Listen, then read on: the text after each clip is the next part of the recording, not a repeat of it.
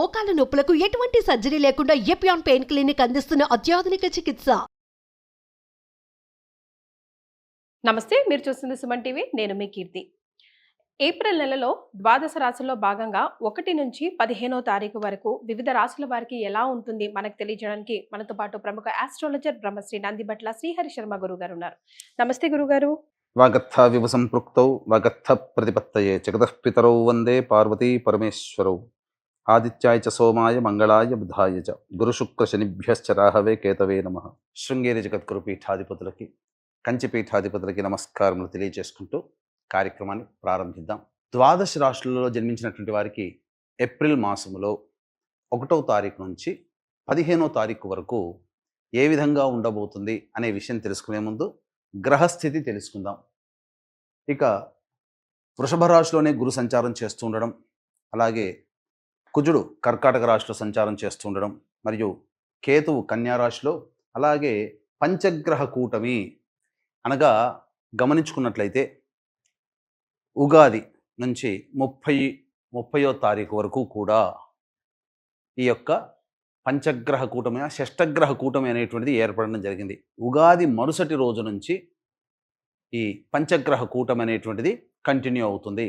కాబట్టి పంచగ్రహ కూటమిలలో భాగంగా రవి, బుధ, శుక్ర, శని, రాహు.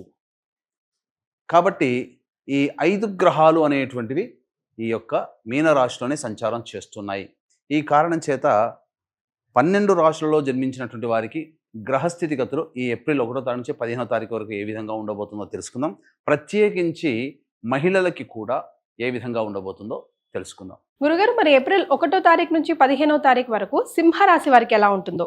ద్వాదశ రాశులలో భాగంగా 5వదైనటువంటి సింహరాశిలో జన్మించినటువంటి వారికి ఏప్రిల్ 1వ తారీఖు నుంచి 15వ తారీఖు వరకు ఏ విధంగా ఉండబోతుందో తెలుసుకుందాం.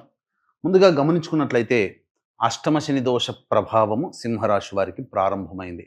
కావున అన్ని విషయాల యందు కూడా జాగ్రత్తలు పాటించాలి.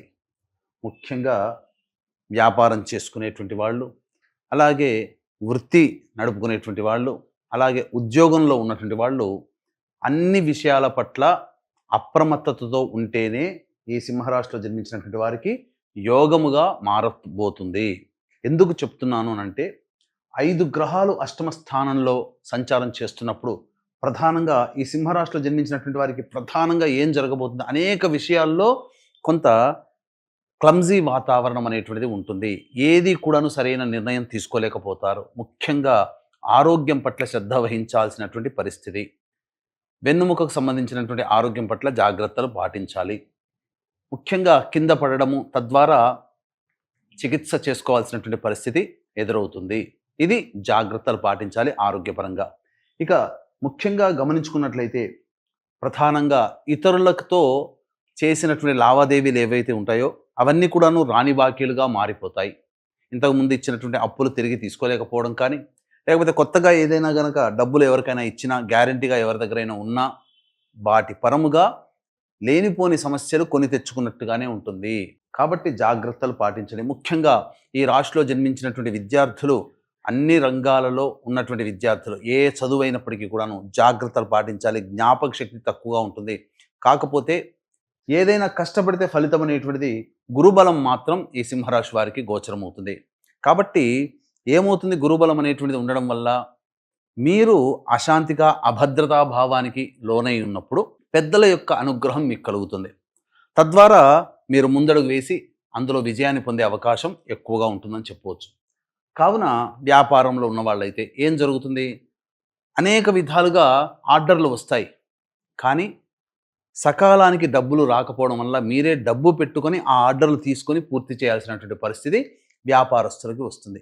అంటే ఏమవుతుంది, అన్నీ కూడాను క్రెడిట్ బేసిస్ మీద చేసుకోవాల్సిన పరిస్థితి వ్యాపారస్తులకు వస్తుంది.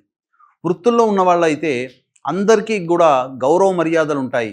మీ దగ్గరకు వచ్చి పని చేసుకుంటారు, కానీ మీ పనికి తగ్గట్టుగా ప్రతిఫలాన్ని ఇచ్చేటప్పుడు మాత్రం వాళ్ళు అనుకున్నట్టుగానే ఇచ్చిపోతారు. అంటే ఒక పని చేసినప్పుడు, ఒక సర్వీస్ మనం చేసినప్పుడు 100 రూపాయలు రావాల్సిన చోట వాళ్ళు 70 రూపాయలు ఇచ్చిపోతారు.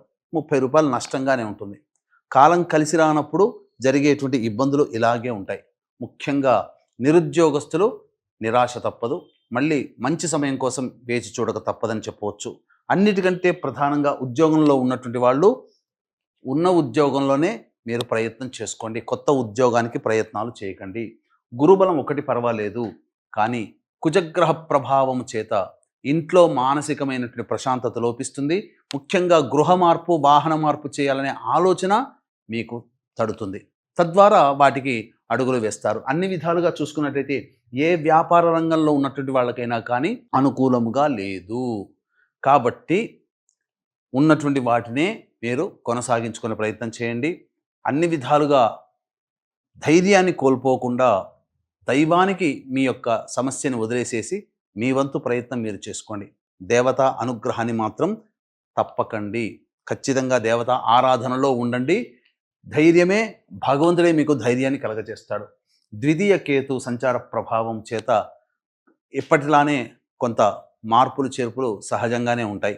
కుటుంబంలో పలు వివాదాలు అనేటువంటి, సమస్యలు అనేటువంటివి వస్తూనే ఉంటాయి. ఇవన్నీ కూడా కామన్గా వచ్చేటువంటివి. కానీ షష్టగ్రహ కూటమి కాస్త పంచగ్రహ కూటమి అనేటువంటిది అష్టమ స్థానంలో ఏర్పడబోతుంది. కాబట్టి అన్ని విధాలుగా పాపగ్రహాల యొక్క ప్రభావము ఈ సింహరాశి వారికి ఈ సంవత్సరం ఎక్కువగానే ఉంది. అందున మరి సింహరాశిలో జన్మించిన ముఖ్యంగా మహిళల కోసం ఒక్కసారి ఎలా ఉంటుందో వివరిస్తారా గురుగారు? అష్టమ శని కూడా ప్రారంభమైంది కాబట్టి జాగ్రత్తలు పాటించండి. ఇక సంబంధించినటువంటి వ్యవహారాల్లో కనుక చూసుకున్నట్లయితే ప్రధానంగా వివాహం కావాల్సినటువంటి అబ్బాయిలకి బాగా కష్టపడితే కానీ, అంటే ఏంటి, ప్రయత్నాలు ఎక్కువగా చేయాలి.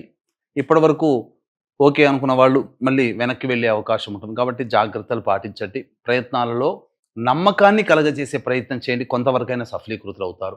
సంతానం కోసం ప్రయత్నం చేసేటువంటి వాళ్ళు చక్కటి వార్త వింటారని చెప్పవచ్చు. అన్ని విధాలుగా తర్వాత చెప్పొచ్చేది ఏమిటంటే, సాధారణం కంటే దిగువగానే ఈ యొక్క సింహరాశి వారికి 15 రోజుల పాటు ఉంటుంది. కాబట్టి కొత్త కొత్త వాటికి మీరు ప్రయత్నం చేయకుండా ఉండడమే మేలు. మరియు ముఖ్యంగా కొత్త పరిచయాలు ఏవైతే అవుతాయో వాటి వల్ల మీకు నష్టం జరగబోతుంది. కాబట్టి పరిచయాలు పెంచుకునేటప్పుడు జాగ్రత్తలు పాటించండి. ఇక ఈ సింహరాశిలో జన్మించినటువంటి మహిళలు ఎవరైతే ఉంటారో వాళ్ళు అన్ని రకాలుగా జాగ్రత్తలు పాటించాల్సిందే. కుటుంబ పరంగా చూసుకున్నట్లయితే మీకు ప్రధానంగా మీ చేత పని చేయించుకునే వాళ్ళే ఎక్కువగా ఉంటారు తప్ప మీకు తిరిగి సహాయం చేసేవాళ్ళు ఉండరు. ముఖ్యంగా అనవసరమైనటువంటి అపవాదులు, లేనిపోని అపోహలతో మిమ్మల్ని ఇబ్బంది పెడతారు కుటుంబ సభ్యులు. కాబట్టి అయ్యో నా అనుకున్న వాళ్ళే నన్ను గుర్తించట్లేదు, నా అనుకున్న వాళ్ళే నన్ను పరాయిగా చూస్తున్నారు అనే భావన మీలో కలుగుతుంది ఈ గ్రహ సంచార ప్రభావం చేత. ముఖ్యంగా గృహిణులు ఎవరైతే ఉంటారో ఈ సింహరాశిలో జన్మించినటువంటి వాళ్ళు తమ పని తాము చేసుకునే ప్రయత్నం చేయండి. ఆరోగ్యం పట్ల శ్రద్ధ వహించండి. వెన్ను సమస్యలు కానీ, అలాగే తీవ్రమైనటువంటి ఈ యొక్క తలపోటుతో కానీ ఈ యొక్క రాశిలో జన్మించినటువంటి మహిళలు ఎదుర్కొనే అవకాశం ఉంటుంది. అప్పుడప్పుడు జ్వరం కూడా చేసే అవకాశం కూడా ఈ యొక్క సింహరాశిలో జన్మించినటువంటి వారికి ఉంటుంది. కాబట్టి జాగ్రత్తలు పాటించండి. ఇక మరీ ముఖ్యంగా గమనించుకున్నట్లయితే వ్యాపార రంగంలో ఉన్నటువంటి వాళ్ళు, ముఖ్యంగా సౌందర్య సంబంధించినటువంటి, అనగా beauty parlour, boutique, lady garments, అలాగే సౌందర్య ఉత్పత్తి సంబంధించినటువంటి సౌందర్య సామాగ్రి, వీటన్నిటికీ సంబంధించినటువంటి వ్యాపారంలో ఉన్నటువంటి వాళ్ళు నష్టాలు చవి చూసే అవకాశం ఉంటుంది. వృత్తుల్లో ఉన్న వాళ్ళైతే, అనగా ఫైనాన్స్ నడిపేటువంటి వాళ్ళు జాగ్రత్తలు పాటించండి. మిమ్మల్ని ముంచి వేసే అవకాశం ఈ సింహరాశిలో జన్మించినటువంటి వాళ్ళకి ఉంటుంది. కాబట్టి ధనపరమైనటువంటి విషయాల్లో, లావాదేవీల్లో ఈ యొక్క సింహరాశిలో జన్మించినటువంటి మహిళలు జాగ్రత్తలు పాటించాల్సిందే. వివాహం కావాల్సినటువంటి అమ్మాయిలకి బాగా ప్రయత్నం చేస్తే తప్ప వివాహ సంబంధాలు కుదరవు.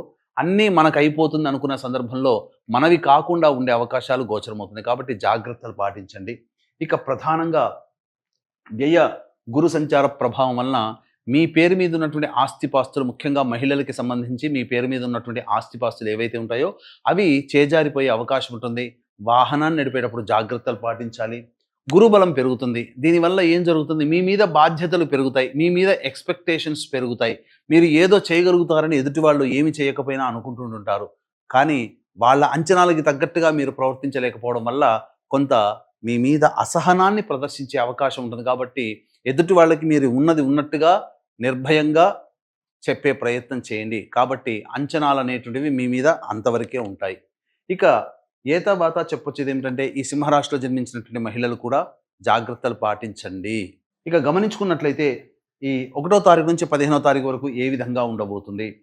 ప్రధానంగా చూసుకుంటే 1వ తారీఖు రోజున సంతానం మూలకంగా కష్టాలు, సంతానం మూలకంగా సమస్యలు అనేటువంటివి పెరుగుతాయి. సంతానంతో విరోధాలు పెరుగుతాయి.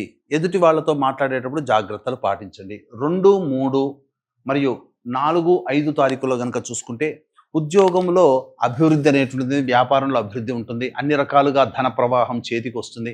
అన్ని విషయాల్లో మీరు యోగదాయకంగా ఉంటుంది. సంతోషంగా గడుపుతారు. అవసరానికి మించినటువంటి ఖర్చులు ఏవైతే ఉంటాయో అవన్నీ కూడాను, ఆ ఖర్చులని కూడాను మీరు తీర్చుకోగలిగే సామర్థ్యం మీకు లభిస్తుంది. రాని బాకీలు కూడా వసూలవుతాయి. ధనానికి ఏమీ లోటు ఉండదు ఆ 4 రోజుల్లో. ఇక 6, 7, 8 తారీఖుల్లో కనుక చూసుకున్నట్లయితే ఈ 6, 7, 8 తారీఖుల్లో మీరు కొంత ఉద్రేకము పొందేటువంటి అవకాశం ఉంటుంది. చికాగ్గా ఉంటారు. ఖర్చులు అధికంగా ఉంటాయి. అలాగే ముఖ్యంగా ఇంట్లో ప్రశాంతత లేని జీవితాన్ని గడుపుతారు. అనవసరమైనటువంటి ప్రయాణాలు జరుగుతాయి. 9, 10 తారీఖుల్లో కనుక చూసుకున్నట్లయితే ప్రధానంగా ఏవైతే అప్పటి వరకు ఏదో చెయ్యాలనుకునేటువంటి కొన్ని పెండింగ్లో ఉన్నటువంటి పనులన్నీ కూడాను పూర్తి చేసుకుంటారు. విందులు వినోదాల్లో కుటుంబ సభ్యులతో పాల్గొంటారు. ఉల్లాసంగా, ఉత్సాహంగా, సంతోషంగా గడుపుతారని చెప్పవచ్చు. ఇక 11, 12, 13 తారీఖుల్లో కనుక చూసుకున్నట్లయితే కుటుంబ సభ్యులతో వాగ్వివాదాలు కానీ, ధన నష్టం కానీ, కుటుంబపరమైనటువంటి ఖర్చులు కానీ పెరుగుతాయి. షాపింగ్స్ ఇట్లాంటివి చేయడం వల్ల ధనము వృధాగా ఖర్చు అవుతుందని చెప్పవచ్చు.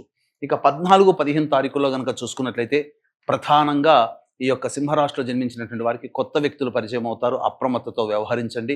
స్త్రీల వలన సమస్యలు ఎదుర్కొనే అవకాశము ఎక్కువగా గోచరం అవుతుంది. కాబట్టి జాగ్రత్తలు పాటించండి. ధనపరమైనటువంటి సమస్యలు కూడా తొలగిపోతాయి. రాని బాకీలు వసూలైతే అని చెప్పవచ్చు. ఇక్కడ ప్రధానంగా ఈ సింహరాశిలో జన్మించినటువంటి వాళ్ళకి ప్రధానంగా దైవానుగ్రహం తప్పనిసరి. ఇట్టి దైవానుగ్రహం ఉంటేనే అన్ని విషయాల్లో మీరు ముందడుగు వేస్తారు. కావున ఈ యొక్క దైవానుగ్రహం అందరికీ అందించాలనేటువంటి ఒక సదుద్దేశంతో ఈ ఏప్రిల్ 18వ తారీఖు రోజున కాలభైరవుని ఆజ్ఞ అనుసారం కాశీ క్షేత్రంలో ప్రారంభం చేయబడుతుంది. సంవత్సరం పాటు మీరు మీ కుటుంబ సభ్యుల గోత్రనామాదులతో సంవత్సరం పాటు ప్రతి నెల క్షేత్రంలో చేయించడం జరుగుతుంది.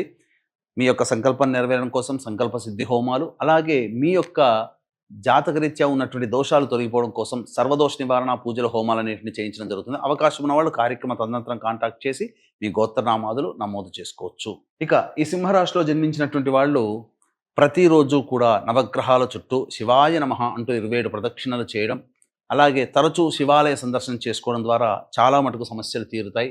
ముఖ్యంగా మీ జాతకం ఈ సంవత్సరం అంత అనుకూలంగా లేదు కాబట్టి సంవత్సరం పాటు జరిగేటువంటి కార్యక్రమాల్లో సంకల్ప సిద్ధి మరియు సర్వదోష నివారణ పూజలు హోమాలు జరిగేటువంటి కార్యక్రమాల్లో మీ గోత్రనామాలు నమోదు చేసుకోవడం ద్వారా సంపూర్ణమైనటువంటి యోగాన్ని పొందుతారని చెప్పవచ్చు. చాలా సంతోషం గురుగారు. ధన్యవాదాలు. సర్వం శ్రీ ఉమామహేశ్వర పరబ్రహ్మార్పణమస్తు.